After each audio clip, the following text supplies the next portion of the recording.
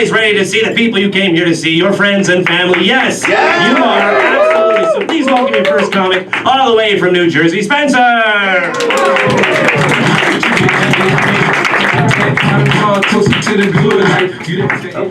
Hello, everyone. How are you guys? Woo! I'm Spencer. I'm so sorry if anyone was expecting a white man. I was too. I emerged from the womb feeling destined for the power and privilege of a white man, and then I emerged from the womb and it was like getting catcalled by a homeless man masturbating to me, and I'm like, this is not what a white man experiences. If any of the white men here have experienced that, let me know. I don't believe you. I'm an Egyptian from New Jersey, which makes me Rami with a coochie. Except for not really, because I'm half white, which makes me half colonizer and Rami 100% Al-Qaeda. I think the craziest part, though, about being half Egyptian and half white, though, is that Uncle Sam has this little thingamajig where he's like, Egyptians must identify as Caucasian, which is like wild because I don't know if you look at me, but no one's looking at me and thinking, a nice Caucasian woman. It's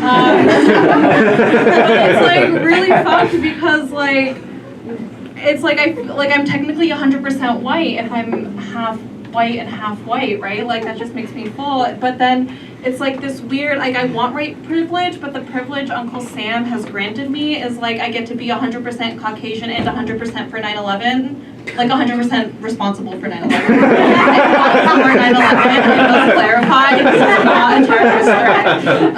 Oh god, 9/11 jokes, man, you never know where they're gonna go. You really hope not down. This is like a little ad-lib, but I had a college professor who made a music video of 9/11 to David Bowie Change, or Don't Make a Change. It's like, don't make a change, and the Twin Towers are falling. And we watched that in class as an educational experience. That was not a joke, that was just a weird life experience. I am also bisexual. Happy Pride, everyone. I think like the craziest part of being bisexual is that it's like a very new thing, and like coming out is now like people don't even come out as bi, they're just like, yeah, I fuck everyone. And so I went home recently and I have a younger brother who just confronted me out of nowhere and was like, just admit it, Spencer, you're some sort of LGBT or Q. And it was like, broski, like I told you I was bi like 2 years ago, and you were like, word, I don't believe you, and like walked away. He's like, I don't believe you! And I was like, Thane, that's what you said the last time. And he was like, oh, yeah! And I was like, what is the point of this? We find out later, and by later, I mean minutes later, that he is also bisexual.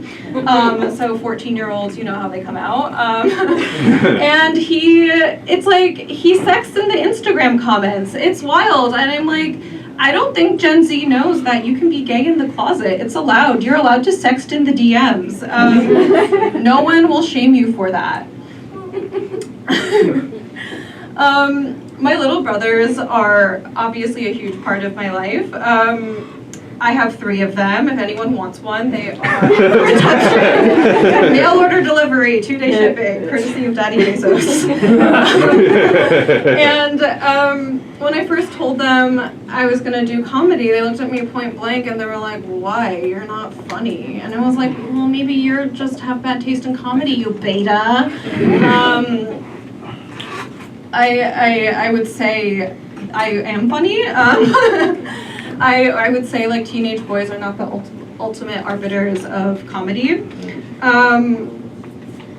Yeah, I'm just gonna wrap that up now. I think I don't have any more jokes.